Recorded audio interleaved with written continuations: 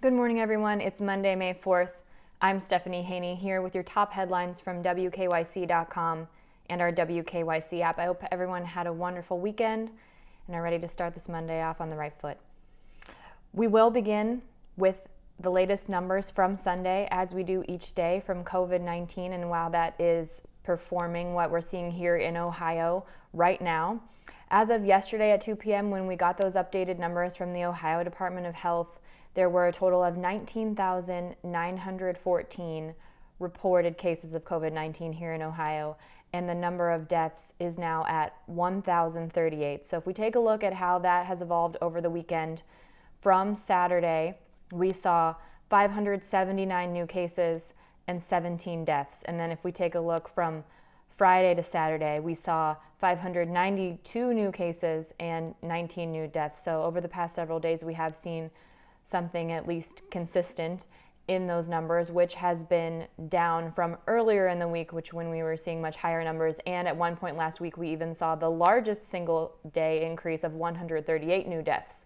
So as it stands right now, from Saturday to Sunday, we saw 579 new cases and 17 new deaths. With those total numbers at this time, 19,914 cases of COVID-19 here in Ohio and 1,038 deaths total. We do start with some breaking news, not necessarily related to COVID-19, the cause of death not yet known at this time, but NFL football coach and Cleveland native Don Shula has died this morning. Shula was the NFL's all-time winningest head coach and also head coach of the undefeated 1972 Miami Dolphins. He was born right here in Ohio in the city of Grand River. He grew up in Painesville.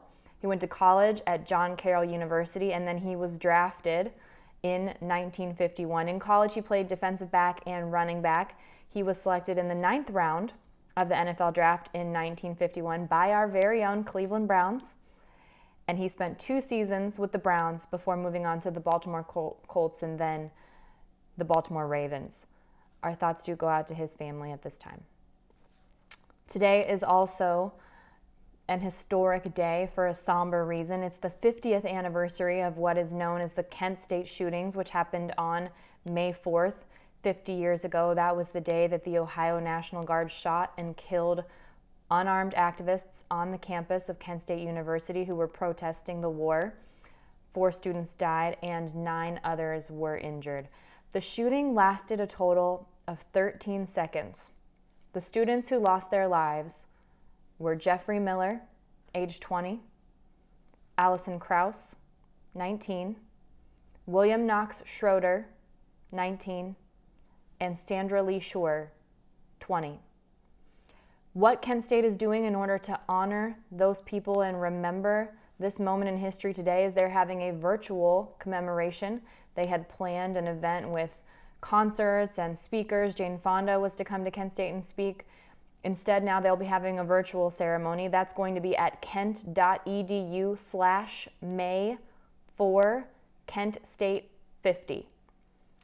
kent.edu/May4KentState50, and the numbers not spelled out. So they will have a virtual program at noon today, a virtual candlelight vigil, special videos, online exhibits, and interactive things on an app as well. And you can see the faces of those students who lost their lives during that anti-war protests. They were protesting Richard Nixon's prolonging of the Vietnam War at that time. Today is the day that general business offices are permitted to reopen here in Ohio. Governor DeWINE has said that people will be required to keep a safe distance in those businesses. That includes being at least 6 feet apart, also wearing masks if you're not working in an area that's completely by yourself. But people are still being encouraged to work from home if that is possible. So another company that is looking at what might be possible in the future is Carnival Cruise. It says that it's planning on phasing in cruises starting on August 1st. 8 ships will be departing from Miami, Port Canaveral, and Galveston, according to the company. All North American cruises from June 27th through July 31st have been canceled, and all of the trips in North America and Australia not leaving from those 3 designated ports will be canceled through August 31st. The company said in a statement that impacted guests and their travel advisors are being notified by email, including options for a combined future cruise credit and onboard credit package, or a full refund. So people can choose what is a better situation for them, whether they want that future credit or they would rather have a credit or a full refund. Governor Mike DeWine is now saying that Ohio will make strides in testing. He says that Ohio will soon be able to test up to 20,000 people per day, which many people are saying that the testing is what is critical in order for us to return to things being more like they used to be, where it's at least a known situation when you'll be interacting with other people. DeWine said this: "We had a real break 10 days ago. What we have now is a lot more testing than we had before. We spent some time this weekend working on the testing and the tracing, and that's going to be such a big part as we move back." He stressed the importance of contact tracing, which is something we've been hearing a lot about, where if you find out that a person has been infected with COVID-19, you're then able to trace their contacts and isolate and quarantine those specific individuals to stop the spread of COVID-19. DeWine went on to say the biggest challenge is we have so many people who do not show any indication that they have the virus, and that's one of the things that makes it so difficult as we do all of these things. We're starting a very robust tracing group, he said. He also said those have criticized him for opening the state too slowly, and also those who are opening it too quickly. He made a statement to those people. He said, "We're trying to do it in a way that is not only as safe as we can make it, but in a way that engenders some confidence in the people of the state of Ohio. If people don't feel safe, they're not going to go to a restaurant, they're not going to go out, they're not going to go to retail. It's a process. For a lot of people, it's not fast enough. I fully understand that, and some people think it's too fast." So the message there, and this is something that we've been seeing on reaction on social media and people sending in comments and messages, is that everyone's situation is very individual, and this affects all of us in a lot of different ways. And DeWine is trying to balance that. That's the message that he is sending there. Now, over the weekend, some schools did have virtual graduation ceremonies. One of that includes Wright State University in Dayton, and Tom Hanks gave a virtual commencement speech at that ceremony. His message was all about a theme of chosen ones, and here's what he said. He said, "I'm here to say congratulations. Congratulations to you chosen ones. I am calling you the chosen ones because you have been chosen in many ways. First, by the temperament and discipline you've lived by the creative fires that are inside of you, and the instinctive lunges of your desires.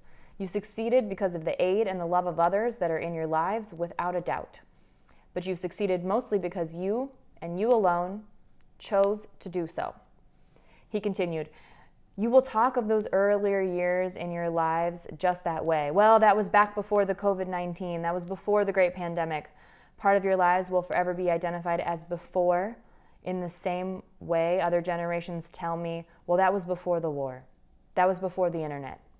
That was before Beyonce." The word before is going to carry great weight with you. Something to think about as we all move into this next week of dealing with COVID-19 here in Ohio, what the before, what the now, and what the after will look like for all of us. And congratulations to those seniors who are graduating college, and to all seniors graduating college right now, and to all high school seniors getting ready to graduate high school as that comes upon us very quickly.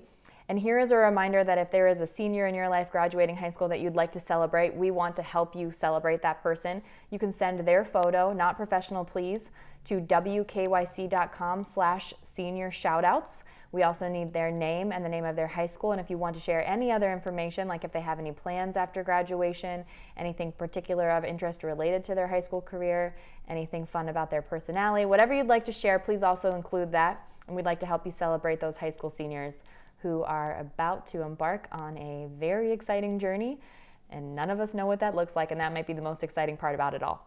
Okay, those are your top headlines for this morning for May 4th. Happy Star Wars Day, by the way. May the 4th be with you. Next up, we've got 3 News Connect at noon. That's with Jay Crawford and our senior health correspondent, Monica Robbins. And I will be back here at 2 p.m. with your updates from WKYC.com and our WKYC app. And we will have those new numbers from the Ohio Department of Health then, and we can see how Sunday compares to today. I'm Stephanie Haney. I'll see you back here in a bit.